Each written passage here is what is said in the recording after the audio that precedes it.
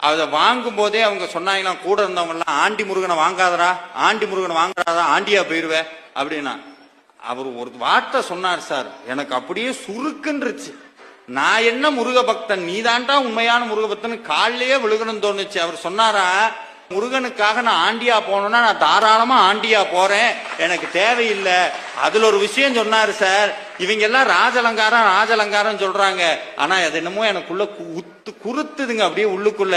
அந்த ராஜலங்காரம் பண்றதுல கூட என்னுடைய சுயநலம் தான் உள்ள ஒளிஞ்சிருக்கு.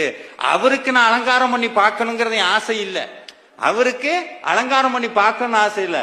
அவரை பார்த்தா நான் ராஜா ஆகணும், அதனால அவருக்கு ராஜலங்காரம் பண்ணி பார்க்கிறேன். இந்த சுயநலத்தோடையா சார் முருகன்ட்ட போய் நிக்கிறது? அப்படி வேண்டவே வேண்டான்னு அவர் சொன்னாருங்க. எப்ப இந்த ஆண்டி முருகன் எங்க வீட்டுக்குள்ள வந்தாரோ சார், நான் வாங்கிட்டு வரும்போது வாடகை வீடு, இப்ப சொந்த வீட்டுல உட்கார வச்சு அந்த சொந்த வீட்டுக்கு எனக்கு உட்கார வச்சு